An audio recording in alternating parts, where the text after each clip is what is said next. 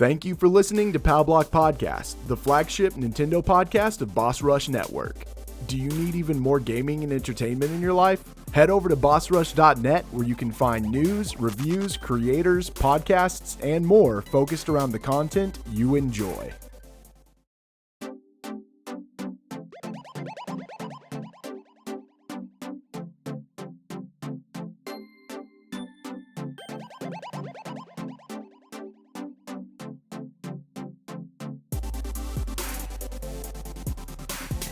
Hello everybody, welcome to Nintendo Expansion Pass here on Boss Rush Network. I'm your host and Enlightened Insider, Eddie V. Joining me on this episode is the Indie Insider himself, Mr. Dan Murphy. Hello. Yes, hello, good sir. We haven't podcasted in a good while. I know, I feel like I haven't been on podcasting for like the last month. It's always something coming up. Exactly. And we have a special guest joining us. You know, he likes to turn it up, and he's kind of the D&D delicate and dash of the JRPGs that you all love to play and talk about.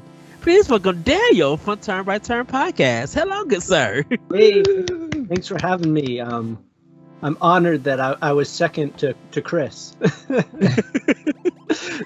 You are welcome. We are coming together to have some good discussions on a few topics, like on 3 topics.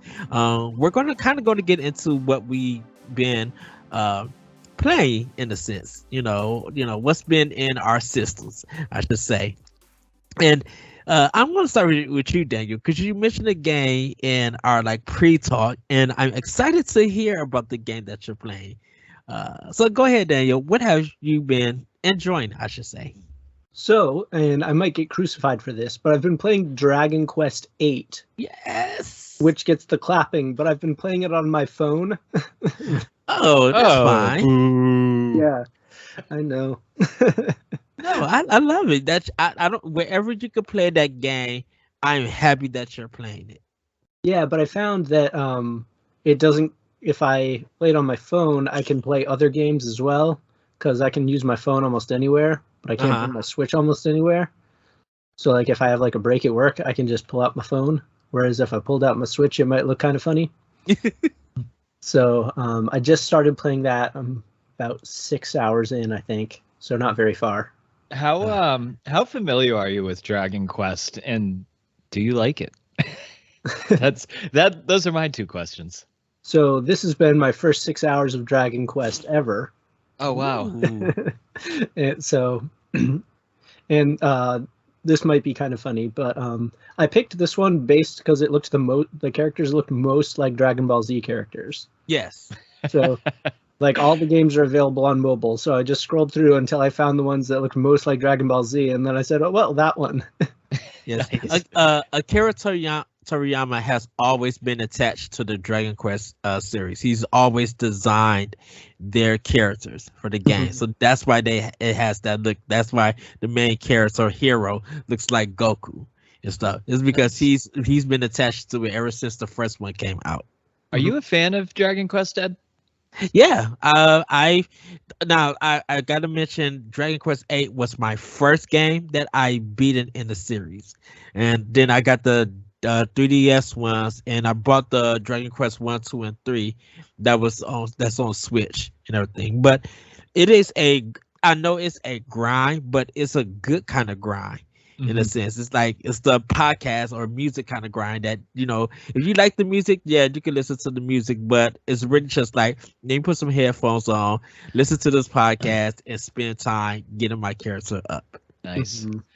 The only Dragon Quest I've played is Dragon Quest XI, and it seems like universally the most favorite Dragon Quest, right? Yeah. I feel like people just absolutely love this game. I couldn't get into it at all, and you guys know, I'm an absolute JRPG turn-based junkie.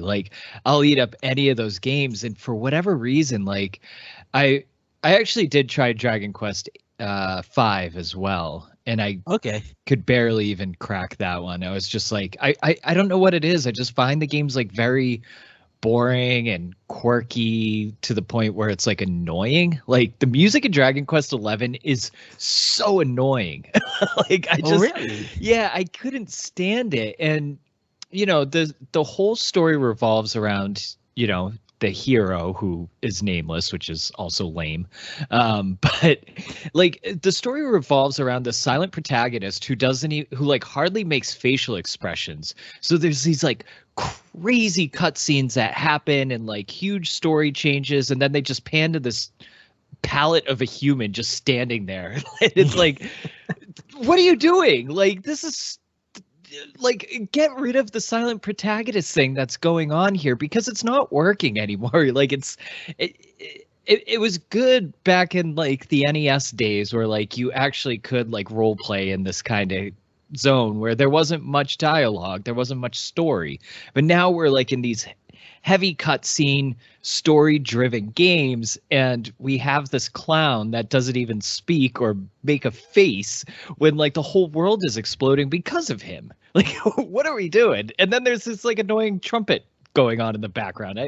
I don't know. Get Dragon Quest out of my face. Done. I think it's a different kind of JRPG because of, you know, when definitely in the later games, definitely started with 8. You started getting ability points, so you can put it into your sword, a spear, or you can put it into your weapon. And the more points that you put in, you literally, you know, you'll get that special power and everything. And it's not your typical JRPG because if you die in the game, you have to pay to get resurrected. You have to actually go to a church to get resurrected. You have to go to church to save the game. So it doesn't follow games like Final Fantasy or Chrono Trigger or even The Legend of Zelda. It doesn't follow that rule. It's kind of like, in a sense, a Dungeons and Dragons kind of game where you have to build your character. It's like remember that Beyond kind of, the Beyond. Oh, that garbage! That is garbage. Oh goodness! It's the most masochistic game that I like actually liked. You had to do the same thing in that one where you had to go to the church and resurrect your guys. Yeah, I did you ever play that, Dan? I have not played that one. No. Oh wow, yeah, you should look it up. It's called Beyond the Beyond. It's on PlayStation 1. Yeah, it was one of Sony's first RPGs. They had Beyond the Beyond, Arc the Lad, and Wild Arms. Yeah, and I chose Beyond the Beyond over the other two. And I can't believe that you chose that game. It looked so good on when I was a 10-year-old in the store. Well, it has such a great title. Like, it just pulls you right in. Yeah, but then you get to a point like 2 hours in the game and you get a character that's poisoned that you have to do a quest 6 hours later to get the poison off of him. So he just keeps dying in almost in every fight. Yeah, it wasn't he was cursed. That's what it was. He was cursed. So he was like considered this like really strong soldier, like the strongest soldier in the kingdom.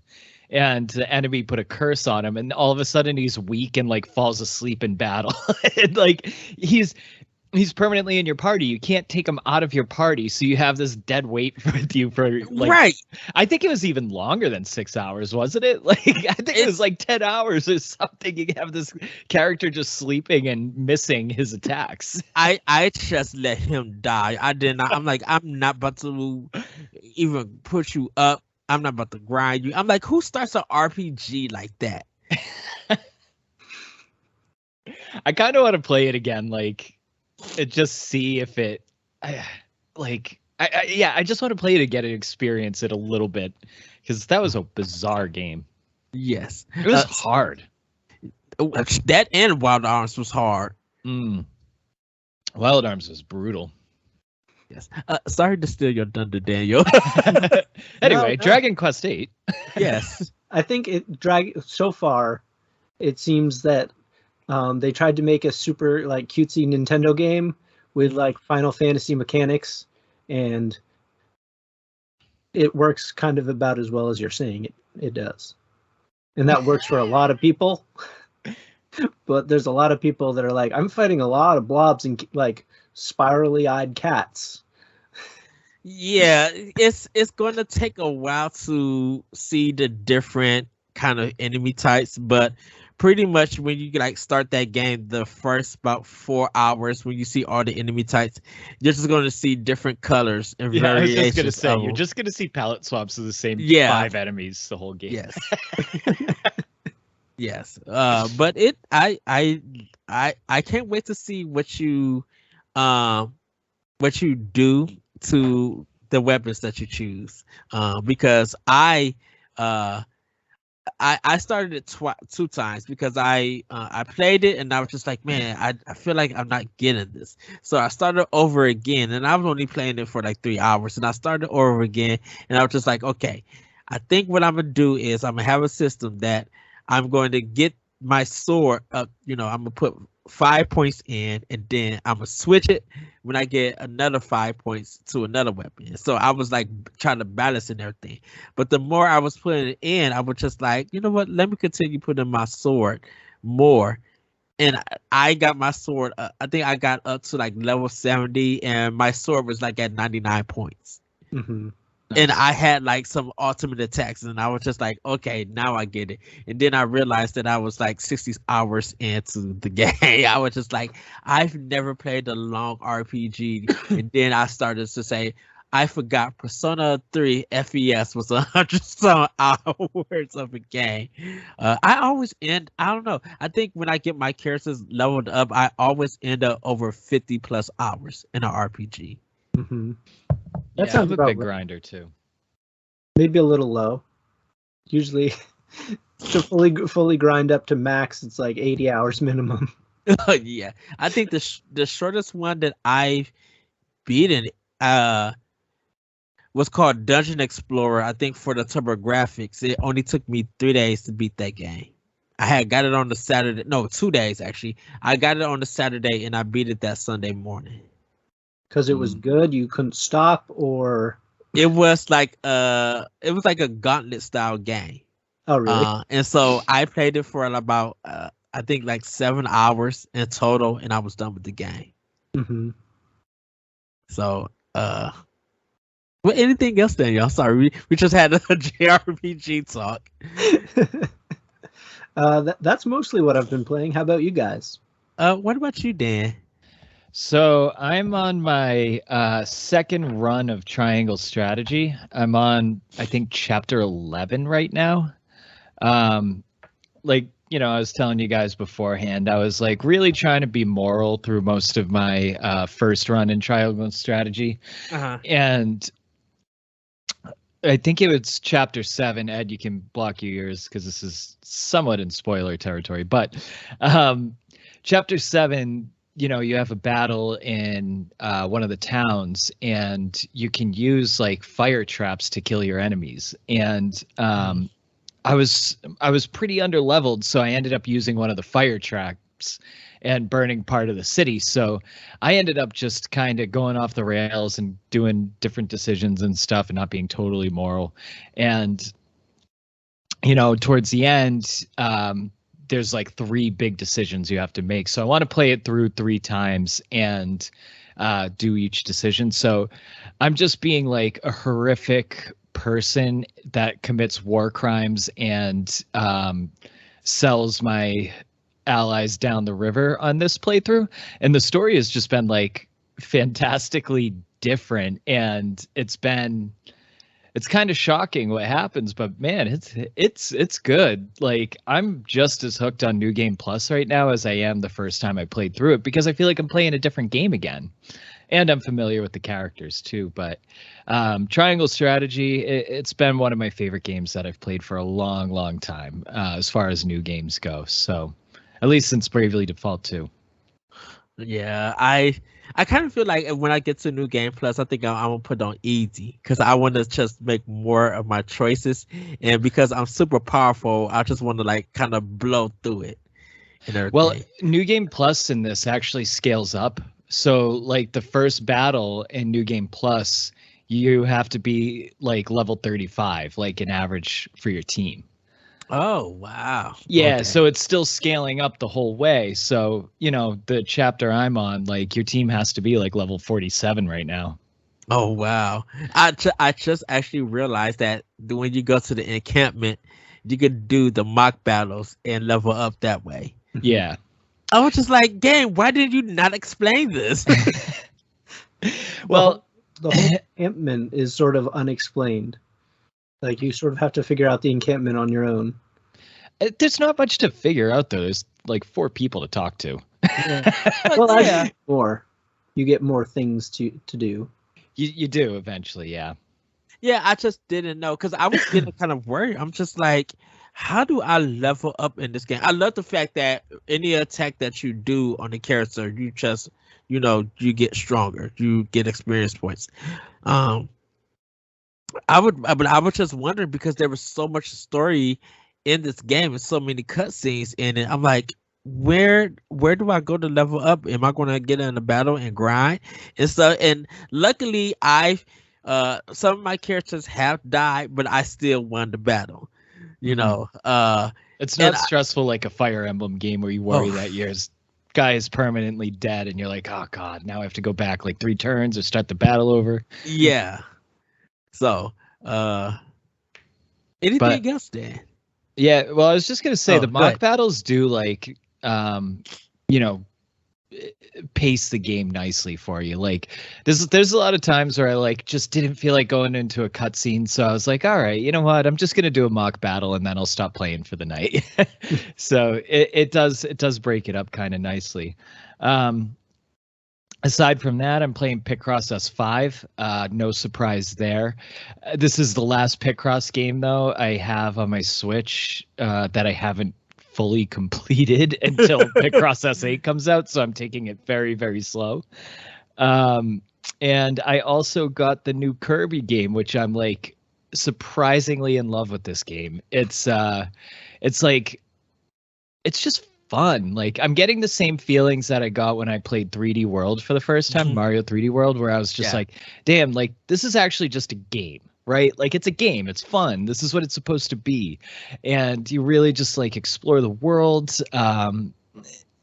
You just play the level. It's fun. Like, I don't know what else to say. And, it's like Kirby's adorable. The copy abilities are fun. I like how they kind of introduce, like, something at the beginning of the level that you're going to use for the rest of the level. It makes the gameplay loop pretty addicting, and it always feels fresh. Like, every level I've played, I'm in the 4th or 5th world now, and the levels just feel completely fresh every time I play one, which has been my biggest gripe with Kirby games in the past, where they all just felt very stale after a couple of levels. And I get like 0% of that with this Kirby game. I'm loving it. It's so much fun. Yes, and we're going to talk more about Kirby because I have some thoughts on it. Really, really good thoughts. For me, I'm only going to focus on these 2 games, and Dan should know what I'm talking about. Because Friday night, me, Dan, and Mark played Mario Kart 8, and that was fun. It was really fun. I hate those levels because I was just like, what in the heck is I'm like, I know I'm drifting right. I know I'm but every time this is the thing, because your speed is connected to the coins that you get. So to go faster, you have to get, up to level 10. You have to have 10 coins. And it just felt like every time I got a coin, I ended up losing. I'm just like losing them. And I'm just like, why is my speed is not going up? You and Mark were just gone. I didn't even see y'all. Like, I was just like, okay, I'm in 2nd. How the heck did I get to 7th place? What the world is this mess? So one of my toxic traits is I play Mario Kart Tour on my phone. So I'm like pretty familiar with Ninja Hideaway and Paris Promenade and Tokyo Blur.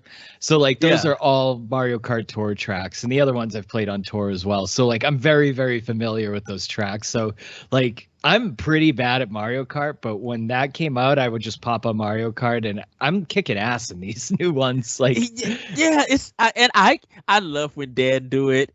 I get upset because it's just like, what the heck happened? Like, I'm like, I feel like that I'm doing everything right, but still getting my tail kicked. And I think it's just like having fun and laughing, and just like it's so low key enjoyment that no matter if you win or lose, playing with other people is so much fun, And It not just really is.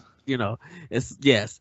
So the second game, me and Dan Let me started just playing. throw in a quick plug too. If Go you ahead. want to play with Ed and I some Mario Kart, jump on our Discord.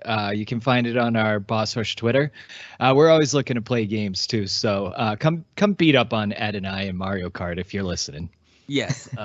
Or be like Smash and just see Dan just goodness. Dan and Cloud. I was just like I don't have a chance with this game. And then David was kicking my tail too.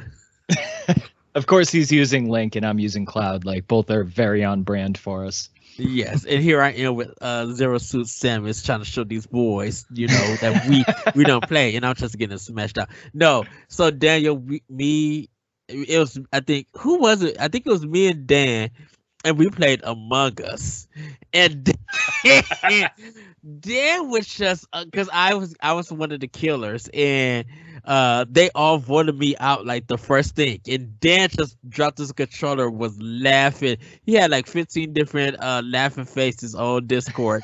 I was just like, this is a mess. And he was just like, Ed, how did they find out? I was just like, I don't know. I thought it was this other person and everything. And it was just so much it was fun. funny because it was probably like your first time playing Among Us. So in Among Us, if you find a dead body, like you report it, and then like people discuss like, hey, who'd you see? What did you think? When Ed reported it, he just voted somebody right away. He wasn't the killer. He just voted somebody without even talking about it. And everybody just kicked his ass off the ship.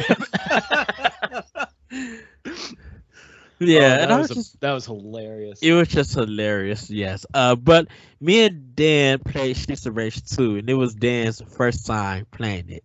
And I was just like, okay, and I was just having fun, and we got to we almost got to the last, or I got to the last bit of the game, and then I don't know what happened. The lag was just bad.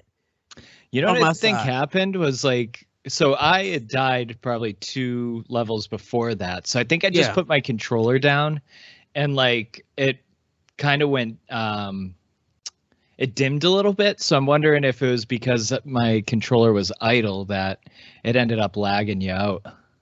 Yeah, but I was just sitting there. I was having a drink and eating some popcorn. I was watching Ed beat Streets of Rage 2. That was funny.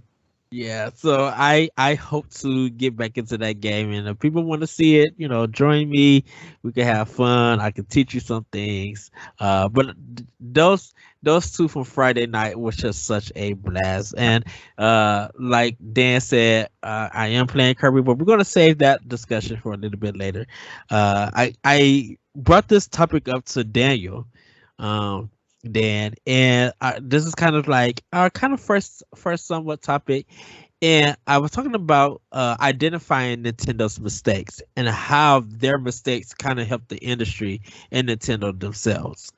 And the reason why I say that is because when we look at their consoles and some of their decisions, we always kind of react to like, what are y'all doing? Like, this is not the right thing. But then you see those same decisions in the future, and it's being profitable to Nintendo, but it's also something that is being intaken by other developers and publishers and stuff. Like, if you so by the time you guys see this, the news about Game Pass may have a family plan for it on an Xbox. And if you look at Nintendo with their Switch Online, they got a family pass with it. And it's kind of just like a lot of people just saying, I'm not paying that much for family pass, especially with expansion pass. I'm not paying that much. And then you kind of realize that people who got the Nintendo family plan, it's just like, well, I could share this with some friends, and when it's time to renew, they could just throw me $5. Because people thought it was going to be a big mistake. Like you should have this, and the bells and whistles. But it just looked like with Nintendo Online, their thing is working for them. So, but have you guys had seen anything that was a Nintendo mistake, and you had thoughts about it and you had your opinion, but now you see that it kind of makes sense in the future? Dan, I'm gonna go to you first. So your question is, did Nintendo make a mistake with their Switch Online subscription? No, just any mistakes, like Nintendo mistakes. I mean, I'll probably stay on the Nintendo Online subject because I think the biggest mistake that they could have done was releasing the expansion pass and not upgrading the internet. I think a big mistake on their part is charging people straight up for retro games rather than using a good internet source. Because right now we're doing player-to-player internet, right? So I could have perfect high-speed internet that I pay $500 a month for, and if I'm playing Doug in Idaho where he's running on DSL, like we're gonna have severe lag because it's up to the lowest player how the internet works on Nintendo. Like they need to do their servers. Like that's their biggest mistake. I mean, they make a lot of mistakes. Like they're completely not transparent. They feel like 8 years stuck in the past. I mean, I could go on and on and on, but like the biggest thing to me right now is just that NSO. I really, really think that before charging people more money for online play, you should have actually worked on the online aspect of it. Well, how do you think it's been like paying off for Nintendo in the future right now? How it's been helping the industry in a sense? How has Nintendo helped the industry? Yeah, by with the Nintendo Switch Online and expansion pass. I don't think it is at all. I don't think any of it is forward progression at all. I think what it is just kind of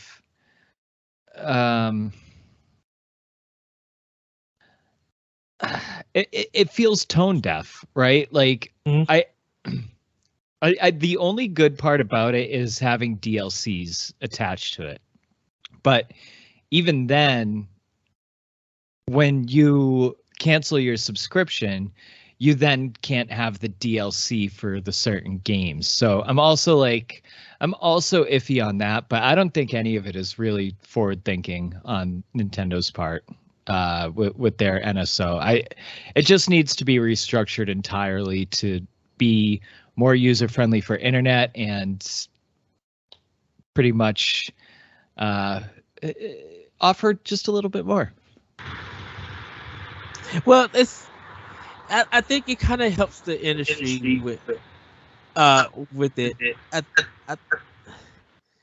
There's something about NSO that I kind of appreciate in a sense when I look at it from the games and everything. I know it's a lot of old games and people are kind of be like, well, I don't want to play these games. I want to play this certain list of games and stuff.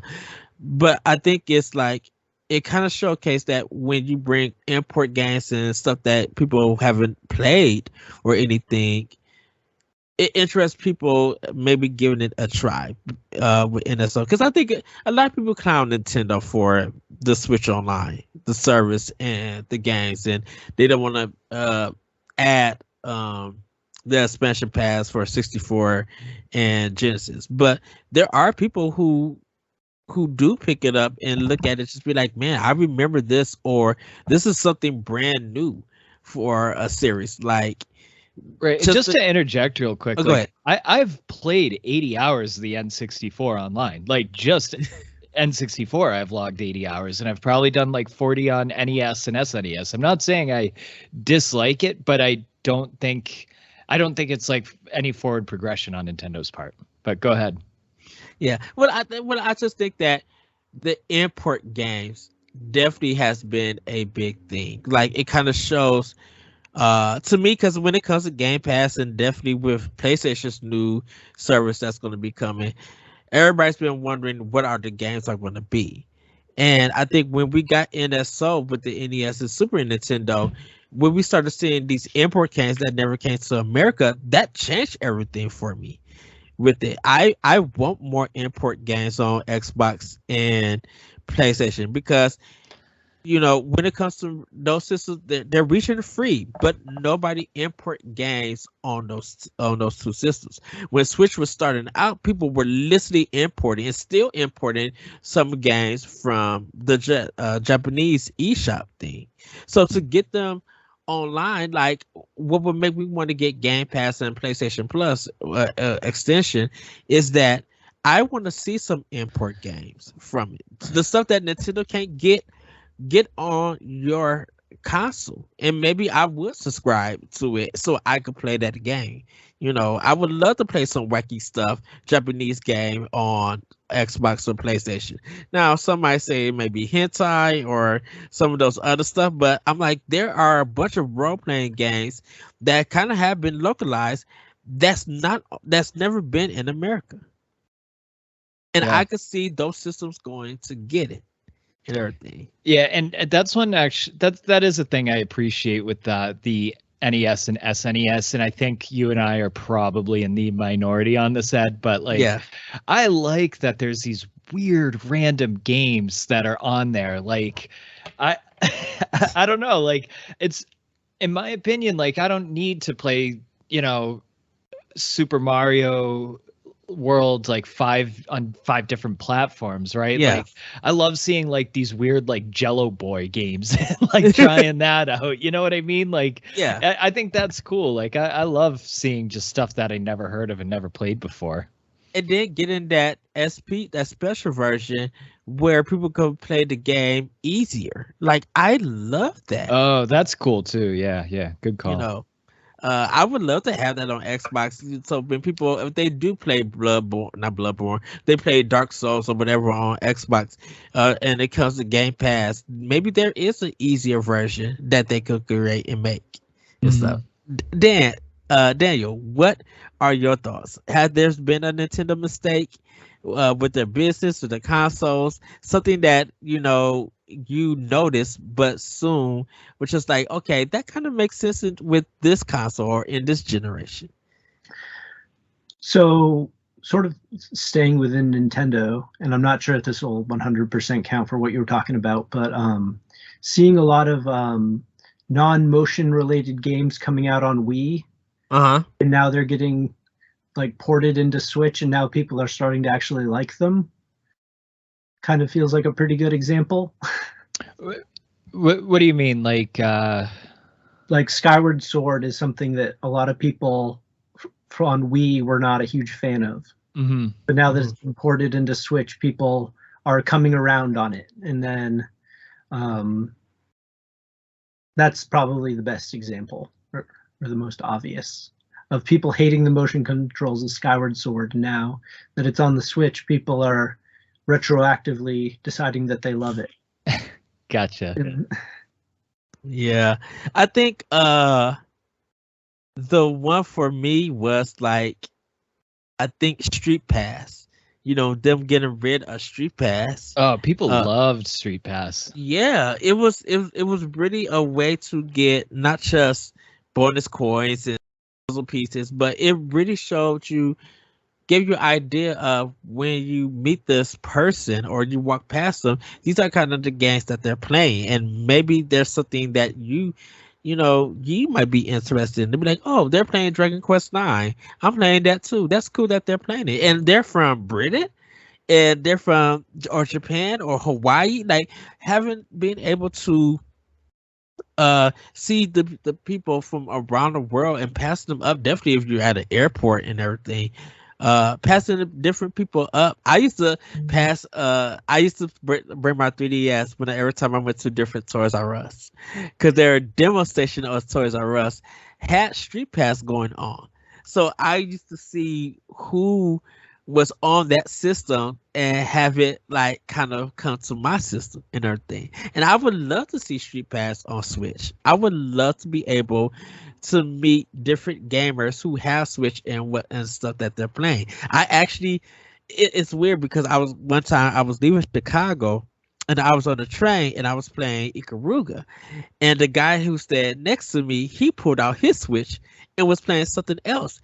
And I was just like, I know you're a stranger, and I know you probably don't want to be bothered or anything to talk, but what are you playing? Like, what game? What do you love about this? Like, I really wanted just to have a talk with him until he left and kind of podcast and stuff. But I was respecting his time because he had just gotten off of work, and I was like, you probably don't want to talk. You just want to sit down and game and stuff. But I think if we had Street Pass, I think it would be cool to be like, hey, we Street Pass. Oh, I got your friend code, you got my friend code. We play the same games and stuff. Hey, maybe if you're willing to jump on, I know we don't have to talk or anything, but if you want to have some fun and everything, we could do this. And I think if Nintendo would have canceled Street Pass, it just changed to the Switch, it kind of would have still been a big thing because I don't know. It's something about that system or that service that was just so great.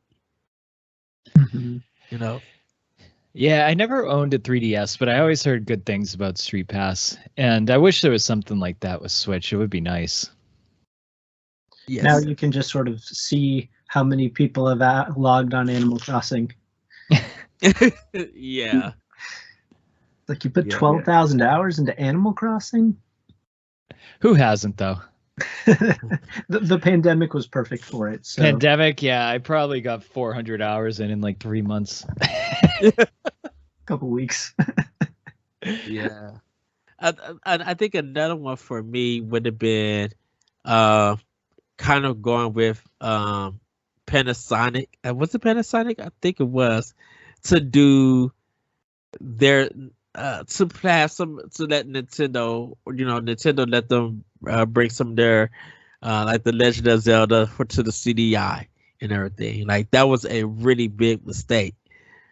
But if you look at it now, with Nintendo getting into, there was just something about Nintendo getting into the CD-ROM and letting other people use their properties in a correct way. We had Capcom doing the Legend of Zelda series. Now, if you in a modern age, we got Tecmo, Kobe doing the Warriors games with Fire Emblem and Legend of Zelda.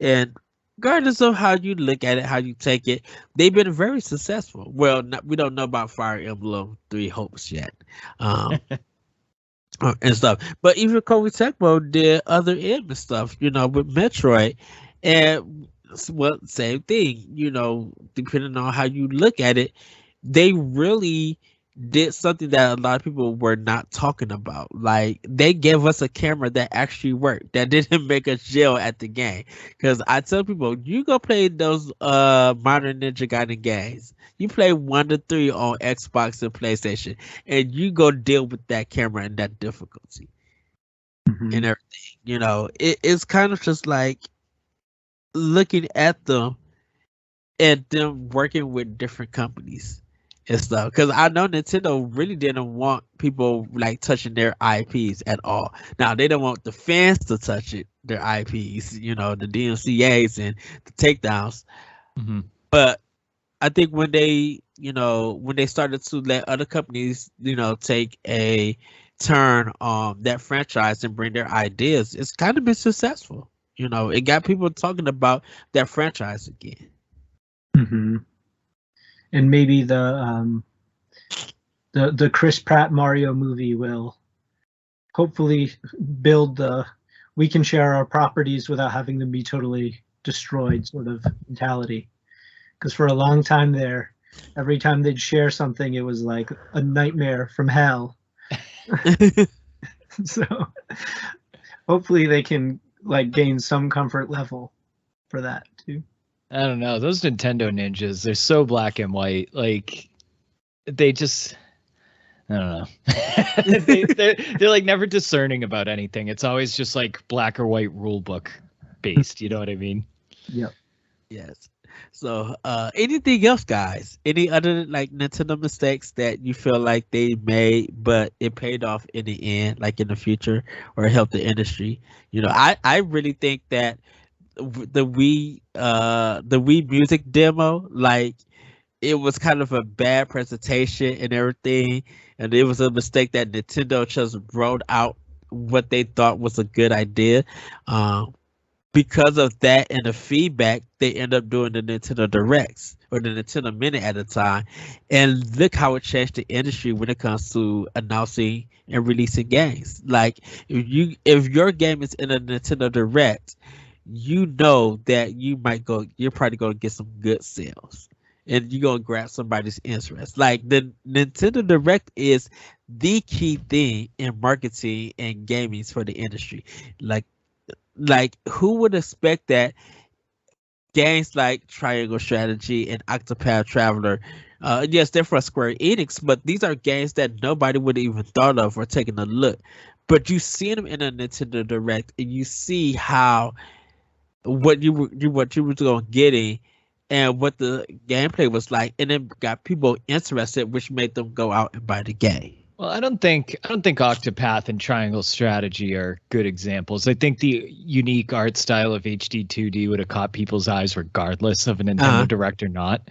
I do want to use a good example though. I interviewed Mike Miller, who was a composer for Evergate. Yeah. And Evergate was a game that came out in 2018. And it was on Steam. I think it was on Xbox, and I think it was on PlayStation as well. And they had a indie direct in 2020 for Evergate.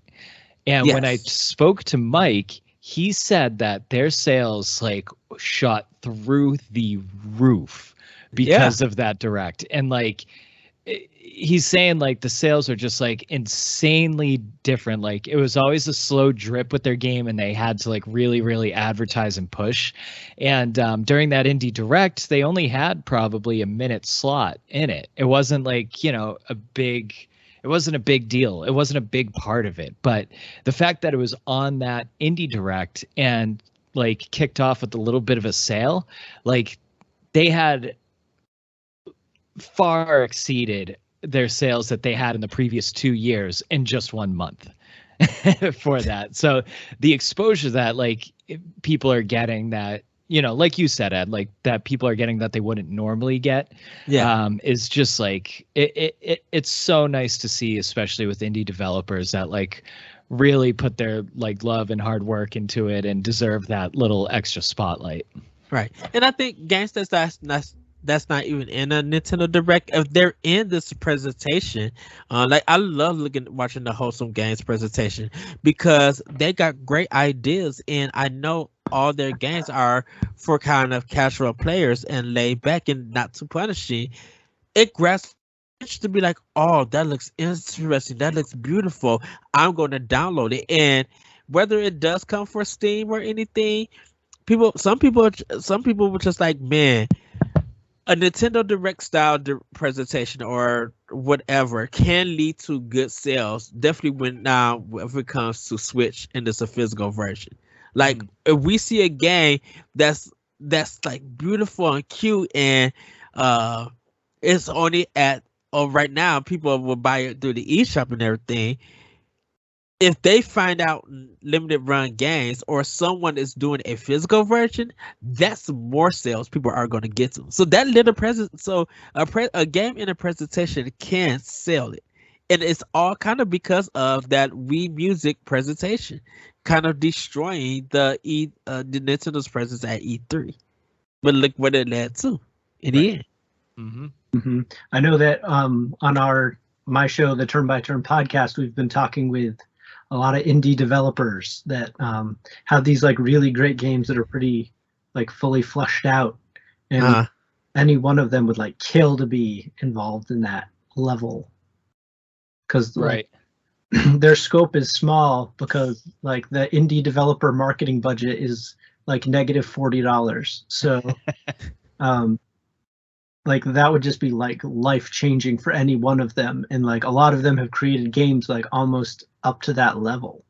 Yeah, and I would love to see if like Valve could do something like that for indie developers and do kind of like, you know, an indie showcase spotlight, like maybe every other month or something, because there's so many good indie games out there on Steam that just kind of fall into the depths of all the other games, you know what I mean? Just because they don't have the advertisement and you have to kind of stumble upon them on Twitter or whatever. But yeah, I wish like Valve and Steam are like the easiest way for developers to get their game out there and accessible.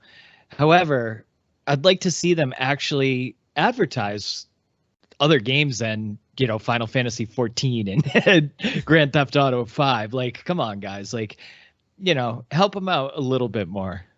Yeah. Great indie titles like Final Fantasy 14. Yeah, exactly. Well, it's a good point that you bring up, Dan, with Steam, because like when I mentioned the wholesome games, they always, with people, they know that their games come to PC and they're always going to come to Steam, and they're just like, please put this game on your wish list if you like it. And maybe if Steam was just like, hey, you know, after this presentation, here are the games that you guys could wish list and everything, because we're mostly watching presentation that is from a different company, for a lot of us, we're going to see that version is going to have Switch attached to it. Mm-hmm. You know, and if it's not attached, we're still having hope that it comes down the line to Switch and everything. And even if it comes to PlayStation or Xbox, there still is that interest in it and everything. And this is and the marketing that a direct presentation brings is that, you know, you don't have any hiccups, you don't have any mistakes. Now, you do create a lot of memes from it and a lot of gifts from it, like that you cannot deny and everything. Like look at the Pokemon one that came out for Scarlet and Violet. It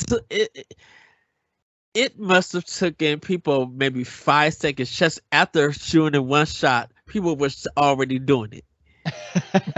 You know, duck memes were amazing. Yeah, they were good. Like top notch. Even the Kirby one that was kind of just like when he sucked the car and everything, and it was just like people was just memeing that and making jokes about it and everything, and it was just kind of weird that people would take a kid's thing and make fun out of it. But some people do it in fun measures and stuff. But when a direct happens or a showcase happens, that's what some people love to see. It gives them a chuckle, but it kind of shows them that they're interested maybe in that game. You know. So I guess we're going to get into the second topic, and that is Kirby and the Forgotten Land. Now, me and Dan has been playing it. Daniel, you haven't been playing it, but do you have questions about the game? So let me frame my Kirby experience. I've played Kirby's Air Ride for GameCube. Okay. It's a great one. I was a god tier level Kirby, but that's the only Kirby game that I've ever played. And I obviously bought that for the gimmick of Kirby Mario Kart. So can't say I'm very well versed in Kirby. So are you actually like absorbing cars and things, or is that just like for the marketing cover or something? No. So you are absorbing different items. So a car, pop machine, this kind of wind thing that, you know, blows you out, kind of traffic cones. Yeah, they help you find hidden items in it, but it also makes you progress through the story, because there are parts that you are fighting like mini bosses sometimes with it and everything, or you're fighting a big enemy. There is a snappy turtle that is on it, and you're a cone, and you kind of gotta make sure that while you walking, because you slowly walking and stuff, that when the snappy turtle is about to attack, that you're behind something or you're behind a pipe. And when he hits this one pipe, he cracks it with his teeth. So when you are the cone, you jump in and hit it, and it waters you up. Where you can jump out the water, be in midair, and he on his back is this little brick, but it has a crack in it. And then down, you bust the crack open, and it destroys the snapper turtle. So really that's cool, just like way too much information. There's two forms of like Kirby's power-ups in the game, right? There's copy abilities, which you like suck in a character and you get a sword, you get a cutter, you could throw bombs. And then there's which is like an uncomfortable name for it, but it's called mouthful mode. Mouthful mode. There we go. And that's the one where like Kirby kind of just stretches his body around something, and you take on the physics of that. It's inanimate objects that go into mouthful mode. So it's not an enemy on the screen or anything. So like Ed said, it's a car, it's a traffic cone or something like that. And each mouthful mode has like its own unique ability. Like the car can break through walls, the soda pop can like shoot something through like the vending part of it, and then the cone you like flip upside down and break a hole in the ground. So those are kind of like the two different like versions of fighting in Kirby, and the levels kind of progress in a way where like you can only have one or the other at the time versus having, you know, certain things. But it's clever level design with it. There is a racetrack one that times you, and you have to beat the time in order to like get the best reward out of it, and everything. You know that one. I don't know what you thought about that, Dan.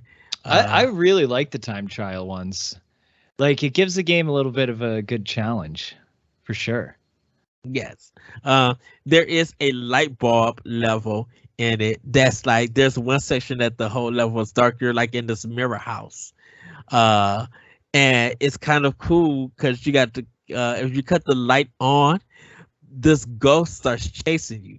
When you cut the light off, it's just like where he go? He started looking around and he floats somewhere else. It's the reverse of the Mario games, where when you're Mario, if you see a boo, it hides.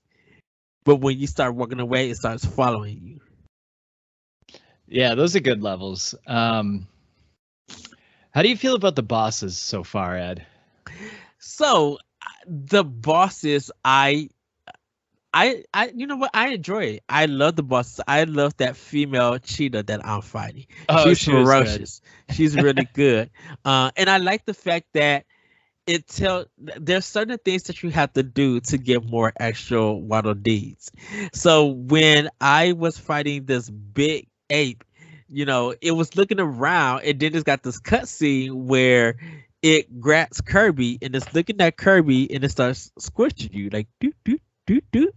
And then you break free, but you gotta fight these big kind of monsters, and they have a huge energy bar, and it's not the 3-hit kind. I really enjoyed a lot of it. I love the tree because I started hitting it with the big cantaloupes that it dropped and stuff, taking a whole bunch of energy down and stuff. And I think being able to be playing to make sure that you beat them in the right time, and you to get one of the Waddle Dees, you have to beat the enemy without getting hit. And for some of them, they are hard because for me, I have the first and second world complete, and I don't have the third and fourth yet. But it's one of those things that I'm gonna go back because there are some requirements that you have to have a special copy ability to beat that boss and everything. I drop my copy abilities before going into a boss fight. I think it's so much more fun, like dodging attacks, sucking up the star, and shooting it right at him. That's my style with the boss, because I haven't actually had much fun fighting them with the copy abilities. I'm just like, I gotta get rid of this thing, and then I'm like, okay, now it's fun.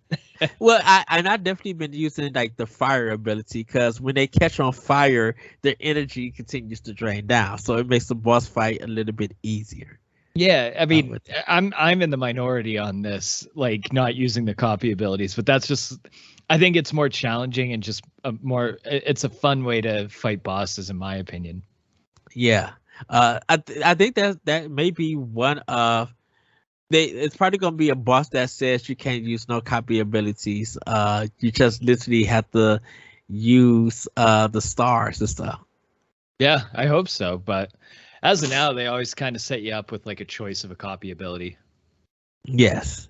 So the gameplay is great. It's like it's one of the tightest controls that Nintendo has done in a while. Like it really feels good running around with Kirby and sucking up enemies and throwing them and everything. Yeah. So Ed, what's your experience with Kirby before this game? Did you enjoy Kirby games, and like which ones did you play? Yes, I did enjoy Kirby. I didn't play the NES or Game Boy ones. I played one of the Super Nintendo ones. I actually got to play Kirby Air Ride. But my first Kirby game that I actually beat was Kirby's Epic Yarn on Wii. Okay. And I know a lot of people didn't like that game because it was too easy, but it really is a great game because it's funny at times. And it was the first thing I noticed that the art style, that how are they doing this game with yarn? Because it looks so good, and it is really challenging where you're trying to get all of the emeralds, all of the gems, right, and everything. And getting their copy abilities, and it was fun, but it was just like going through this game and not having to be stressed out of anything. Like, yes, it is easy, but there are some collectibles that was going to challenge you, to get up there. Easy's fine, right? Like, Yeah. I always say like Captain Toad ends up being one of my favorite Switch games because it is an easy game if you just want to go through the levels, but to like actually 100% it, including time trials, it becomes kind of a bit of a challenging game. And it's like it's not challenging to the point where it's annoying, and it's not too easy. So like it's a happy medium. And I think that's okay with games. Like I like the fact that you can burn through levels and just have an easy time doing that, and then you can go back and actually, play like the levels in depth, like in this new Kirby game, like with the Waddle Dees and everything. Yeah, man. I there's some levels that I already played like 8 times, searching everywhere to find that one last Waddle Dee. Be like, where the heck are you? Because I don't want to look up a strategy guide at all. I literally want to continue to go and do this game again 100% by myself. And I'm glad with the time trials. There are special time trials that give you stars that you use to upgrade your copy abilities. I love the fact that you don't have to beat the time trials or get a lower time that the game has in order to get an extra star. All you need to do is just beat the trial and you're good to go. Yeah. So for me, my Kirby history is Kirby's Dream Land was actually the very first video game I played when I was like 5 or 6 years old on Game Boy. So naturally, I loved that game as a kid. I played it probably 100 times. And then I couldn't get into the Super Nintendo ones. I had the one for Wii. I found that extremely easy, just stale and boring. And I did the demo of Kirby Star Allies, and I was just like, nope.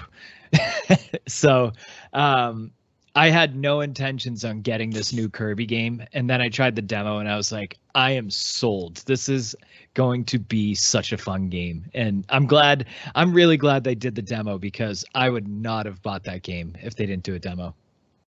That's kind of where I was at. So I've been meaning to play the demo because everyone keeps telling me to play the demo. But I look at it and it's like, it's cutesy and colorful. And as like a turn-based RPG fan, I'm used to video games being like very dark color palettes and like not fun, and like princesses and kingdoms are falling and like everybody's dying. So like it feels wrong to play a video game that has bright colors and like like fun elements that it's a nice break in between triangle strategy for me. I think the thing about it, Daniel, is I think it's when you play it, I think the controls hook you because they're like buttery smooth, and I think that was the thing about it that hooked me. Just like, man, with Kirby moving around and just getting this sense of exploration, it kind of you could turn your mind off and just enjoy it for what it is. Mm-hmm. In a sense. I've been playing Fire Emblem Warriors. Like you were talking about Koei Tecmo earlier. And that's been sort of my like zone out game where like I don't have to like pay attention and I still happen to win. So it just seems like maybe it's time to switch to Kirby and give it a try. Because it's certainly not I'm too good for Kirby or anything. Like I exist in a video game world of sadness and like betrayal and stabbings and things. So every once in a while it'd be nice to climb out of the pit, especially after Triangle Strategy, which has like one funny line in the entire game. So maybe it'd be some like good like rehab to play Kirby for a while. Triangle Strategy is just ruthless at times. There was one quote from one character that said something, and I responded on Twitter. Let me see if I can find it. Go ahead, Dan. Talk some more about Kirby. I don't know what else is there to say about Kirby. Like I'm not too far into it, so I don't have too much to say about it. I just think it's like strikingly similar to Mario 3D World, which I really appreciate. And I like the fact that it doesn't take itself too seriously either. It's just like it has self-awareness to just know what it is and know that it's just a fun game. And it just hits home with that. Like it's great. What'd you think of the intro cutscene? Oh, that was cute. Where he washed up on the beach. Yeah. Did you see how his eyes went very anime? went way wide. Yeah. I laughed at that. I was just like, what? Okay. So it's Roland from Triangle Strategy. I put, with you by my side, I know we'll win. We may also take down Don Spear, which I love that name, Don Spear. Me. We haven't fought anyone to grind, and he wiped you out in a cutscene. Unless we have a magical jewel or a whistle that will call upon Jesus, we're about to get handled. Oh man, I posted a quote on my Twitter. I gotta pull this one up. Yeah, from Triangle Strategy. This one, that was the fun line I was talking about. Also, the music of Triangle Strategy is like a nomination for Game of like Kirby and Triangle Strategy are two games that's already like my top nominations for soundtrack of the year. The music is so good in both games. Then I think I was in chapter 2. I forgot where I was at, and it had this nice jazz riff to it that I'm like, oh, this is so smooth and so good. I spent 20 minutes, just didn't even press start or anything, just stood there so I could listen to the music. Yeah, the OST in it is so good. Like I absolutely love it. Here's the quote that I posted on Twitter. It's from Wolfert Townperson. He says, "Well, slap my ass like I was just born. Rain, honest to goodness, rain." Like, what? Who the hell says that? Yeah. Daniel, do you have one? That was mine. Oh. That was the one funny line in the game. That should be everyone's one funny line of the game. No, mine is okay. So Lord Dragan is drunk in Triangle Strategy, and it's one of the most funniest things. It's standing on to the voice actor. So to give everybody preference, he's talking in the serious tone when you first meet him and everything, and then when he gets drunk, I don't know, he becomes something else, and he even does the own whisper, well, if you love her, please tell me about it. I really want to know the gossip. I'm like, wait a minute. And the way that he passed out drunk, it was so good. That's so good. How do you guys feel about the voice acting in Triangle Strategy? I thought it was actually pretty good. There are some pretty horrible ones, but largely pretty good. Yeah, I think it's pretty good for most of it. There's parts that like seem kind of almost wooden, like I remember like specifically there's a part where like Benedict is like running full speed into the scene and it seemed like this panic mode, and then he's like, well, household forts, like there wasn't any like panting in his breath or anything like that. So like there's things like that where it just kind of feels a little bit wooden. And Serenoa is the only one that kind of bothers me because you could definitely tell like he recorded this in his basement. Yeah, some of the sound mixing is weird. Yeah, like Serenoa, like he always just when he speaks, like he sounds off from like the whole entire scene or the rest of the cast. So that one's a little bizarre. The most bizarre one is when they do the dots and you hear the sound effect go dot, dot. Click. I'm like, what is this? What is this nonsense? We don't need this. I'm with you on that, Ed. I'm just like, it's such a small annoyance, but they do it so often. I'm like, come on, speed it up. Let's go. Right. Yep. Especially since it's so story heavy. Right. You're just waiting for the dots to go through. Yeah. So you can watch the rest of the 10-minute cutscene. Yeah. I know. I know the sister of Freya or Fredrea, whatever her name is. Frederica, yeah. She hates her or the stepsister. And you're talking about Thalos and Erica, the two twins, and then Federica, yeah. She's just like, if she looks like she want to call her the B word and just pimp slap her. She hates her and everything. I'm like, wow. And I understand this is the family dramatics, for plot points for story, and character in the character. But I didn't know that they would go that far of hating her. Oh man, Erica and Thalos bothered the shit out of me. I really thought they were the main antagonists of the whole game. It kind of like sets it up a little bit like that, and then you have that fight with them. Spoilers, I guess, but it's like one of the easiest fights in the game. I had a really difficult time on their fight. Really? On my first playthrough. What map did you fight him on? On a bridge map. Yeah, I did too. Huh. That's funny. Yeah, I had a really difficult time with that fight. It took me like 2 or 3 tries. Because of her magic or his magic? Is that what was the sticker, or was it just? No, I played it like an idiot the first time, and like I just like split up on both sides of the bridge, and then the second time I just like pushed onto Erica's side and like wiped them out, and then went back towards Thalos' side. Mm-hmm. So I just had poor strategy. I know when it comes to strategy games like this, like Triangle Strategy, I always look for the healer. Because if I could kill the healer first and get rid of it, then I could get through the battle. Because now I'm the only one that has a healer that can heal me. Yeah, and yes, that's a good plan, but there's such jerks in Triangle Strategy that they always have the healer like buried way in the back of all of them. And you're like, oh, you have to like carve a path through their like enemies to get to the healer. It's so annoying. Yes. Kirby and the Forgotten Land. Oh yeah, we're talking about Kirby.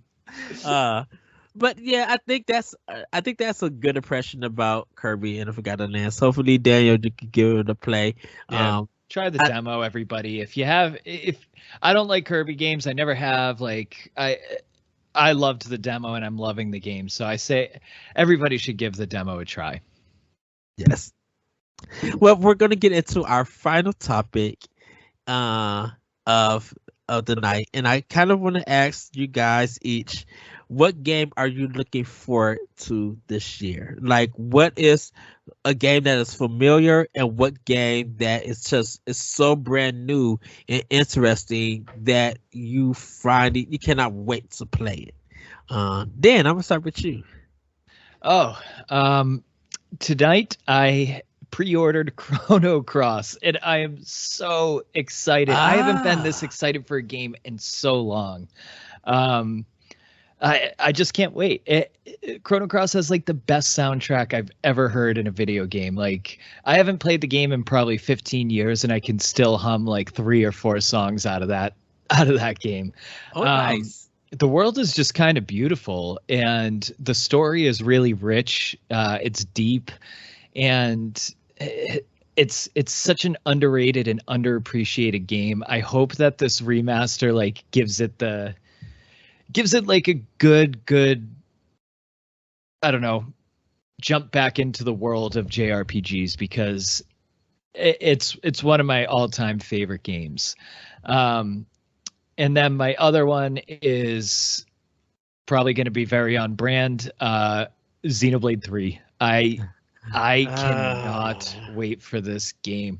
I've been playing through Xenoblade 2 as well recently, and like it's my second playthrough. Absolutely love the Xenoblade series. It's just incredible, and I can't wait to see more. I can't wait to see what the battle system is like.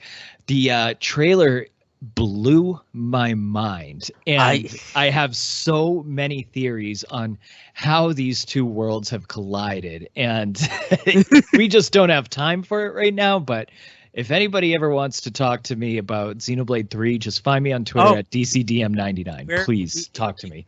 We already have a Xenoblade 3 Nintendo Power Block and Expansion Pass already planned. Like, we are going in on that game, because yes, I know I said that the game wasn't happening. I believe that it was a development. I'm so glad you were wrong and I was right. Because I swear, because Daniel, Corey and Dan been telling me they're going to announce Xenoblade Chronicles 3, and I was just like, no, Monolith Soft is working on a new IP. They would rather announce that than Xenoblade Chronicles 3. There's no way that that game is finished or anything. So, I was just like, they will announce it, but they'll announce it next year. And then the Nintendo Direct happened. Whew. And the moment they and I was at work, I didn't get to see it, but the moment they showed that trailer, I was just like, I'm gonna have to eat it. Cause I see Dan just like, I told you, Ed, I told you. But like Xenoblade Chronicles 3 is going to be a game that it's not my choice, anything, because I got 2 other games. But that is going to be kind of like the game of September, and that's going to be the one that people are already planning for the summer to play 1 and 2 to get ready for 3. Yeah, man. I can't believe, again, there's so much that is happening in this trailer that I can't even wrap my mind around. I still to this very day are puzzled. How do they make these worlds, and why do they look so beautiful and just so and function flawlessly? What does Monolith Soft know about the Switch that some other developers can't do? Yeah, because I'm just like, this world is too big and this shouldn't be working. Just like Xenoblade Chronicles X on Wii U, this shouldn't be working, and it is, and it's so smooth. Right. And like the other thing about the trailer is too, it's like it looks like Bionis and the Titans, like the two worlds from Xenoblade 1 and 2 have collided, right? Yes.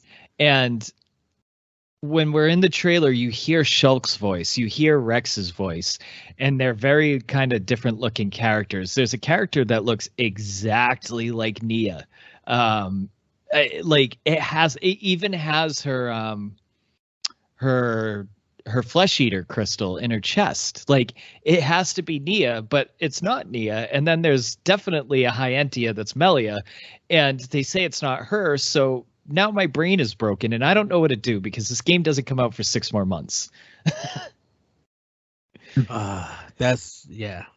What about you, Daniel? What game are you looking forward to that's kind of familiar, and what game is like completely brand new, unexpected, or whatever that you can't wait to get or play?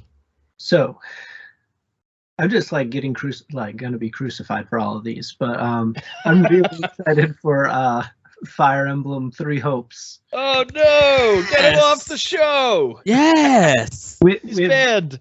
With the full knowledge that it is a Warriors game, and it has the potential to really bum me out from, because the first Three Houses game is like one of my favorite games ever. So just to see the characters again feels like it has the potential to be a lot of fun or be absolutely fucking awful. So I'm really excited to play it and see what part of the spectrum it falls on. I know that there's a lot of miserable people because of this announcement, and it's not a new IP that wanted like Fire Emblem like Vengeance or something new. I am one of those people. I know. I was so sad when it was a Warriors game. I can feel your bitterness like through the mic right now. And my bitterness isn't even about Fire Emblem Three Hopes. It's more about like still I'm angry at Age of Calamity, but go on. Yeah, so I know it's a Warriors game, and that's very like a niche audience, especially as a turn-based fan, but I'm really excited for it. I don't know why there's like a purple hair guy running around that like has nothing to do with the original story, but it seems to be following the three characters like story mold again. I feel like there's a lot of good questions, and we've already sort of had like 5 or 6 different versions of the same story being told, probably more than that. So it's like, well, it'll be fun to see what past 13 through the story looks like, and like how they tweak it just to tell the story again is what fascinates me. The whole, we've already seen it 10 different ways. What makes 11 special enough that we need to tell it again? And like, why are they adding in new characters if they're telling the same story? Yeah, I'm interested. I actually am interested to see what they kind of do with the story. Like you, I love Fire Emblem Three Houses. It's one of my all-time favorite games, and like even the DLC, it was a little quirky, but I really, really loved it, and I loved being able to use the house leaders together. So it'll be fun to actually see like the how different like the house leaders will be in the warrior style, like Claude probably using the Fairnaught bow, and you know what I mean? Like I think that will be cool, and I definitely am a little interested to play it in that sense. Yeah, and I think the big critique that I've seen for Fire Emblem Warriors, the first one, is that all the skill sets are exactly the same. Like you have a bunch of sword users, and then kind of like a jank cast of like not sword users. And I'm really hoping that they'll diversify the battlers this time. So when you're using Dimitri and his spear, it feels different than when you're using another character with a spear. It's not literally the exact same fight scheme every single time. And so Fire Emblem Warriors is my first like Warriors Dynasty Warriors style game that I've played. So it doesn't really bug me, but I can imagine if you were sort of used to that you'd be like, what am I doing? Like, why am I wasting my time with this? Because even like the special moves that you kill a bunch of units, you get like a super attack. Even the super attacks like look the exact same, like animation style, where like it like slices to like the desperate look in their eyes. They're about to flail their sword, and that's like literally every single character. So I'm very curious to see it, even though it's not what I would have like picked. All right. When does that come out again? That comes out in June. Cool. Yes. What is your other title? My other title is actually going to be Chrono Cross as well, or maybe Live Alive, just because I have no idea like what that is. That's a day one for me as well. It felt like, and it's generally not a good idea to gauge your reactions off the internet, but it felt like a lot of people were pretending to have like nostalgic feelings for this game. Same with Chrono Cross, actually. There was a very large amount of the fandom that was like, oh, I can't believe it. And it's like, you never played that.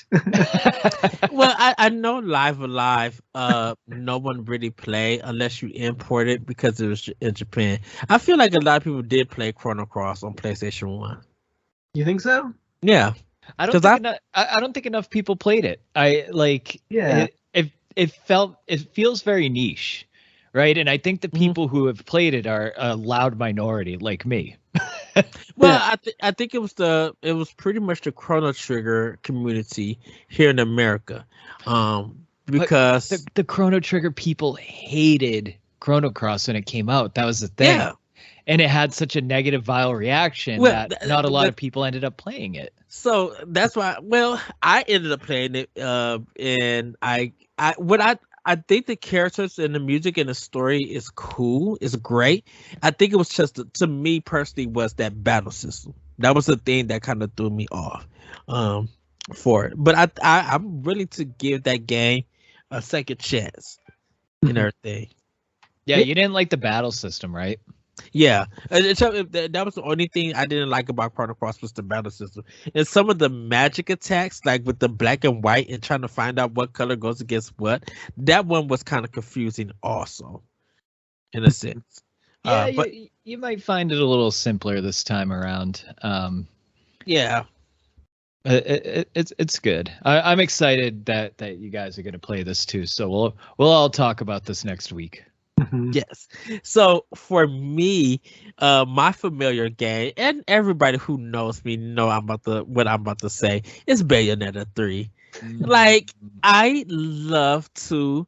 I can't wait to see what Platinum got for this. I want to see what craziness of my battles that I'm gonna be in, what combos I'm going to be doing, what dance steps Bayonetta's going to be doing, what the story is going to be about. I'm super excited to see what that is. And my unexpected, Daniel, you mentioned it, is Live Alive. Because it was a game that I seen in EGM back in the day, and I thought Square was going to bring it over, and they never did. And I really want to play this game. Now, I will say this.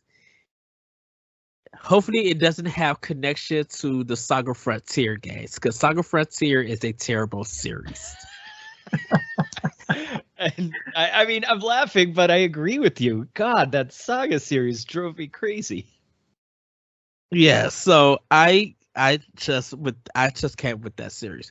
But if this really feels something different and that I'm going to get into, I really cannot wait. Now, I really do hope though that Square Enix does a remake of Secret of Evermore, or they put it on Switch Online this summer for everybody to play that, because that is one game from Square Enix West or Squaresoft West at the time that a lot of people did not get to play due to the success of Secret of Mana. I wish they really did have the Super Nintendo CD version of Secret of Mana, because they had the game complete with cutscenes and everything, but they had to take all the cutscenes out and everything and try to get it on the Super Nintendo cartridge when Sony and Nintendo decided not to do this Super Nintendo CD, or known as the PlayStation. So, but everybody, that is going to be Nintendo Expansion Pass. Daniel, thank you for joining me this episode. Daniel, where can we find you? Where can we find the podcast? You can find me on Twitter at McGarr Mentions. See what I don't really tweet much. I more silently observe, but I'm trying to tweet more because that's what you're supposed to do when you have a show. So you can find my show, the Turn by Turn Podcast, at the Turn by Turn Pod. It's mostly just me. Whenever I see a game delay tweeting, they must have gone back to make it turn-based these days. But I try to also hawk the show and keep with relevant topics. Yes. Dan, where can we find you? You can find me on Twitter at DCDM99. I probably tweet more than Dan. And it's usually about whatever game I'm currently playing or my dog. And you can check out our articles where I am a copy editor at www.bossrush.net. We always have great news, banter pieces, and some awesome editorials on the weekend. Yes. You guys can find me on Twitter at that retro code. You can check out more Nintendo Expansion Pass if you join us on Patreon. Just for $1, you get the show our extra week early, or you could wait a couple of while if you want to catch up on it. But if you want the hotness, that goodness, join us on Patreon.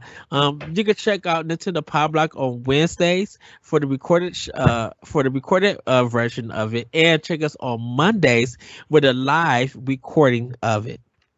We got some great topics and discussions that is coming up in Nintendo Power Block, and you do not want to be disappointed by missing out, because episode 300 will be around the block soon, and it's going to be a great episode that you all should tune in. With that, everybody, have a great week, have a great weekend, and we'll see you next time on Nintendo Expansion Pass. Bye, everybody. Woohoo! Bye.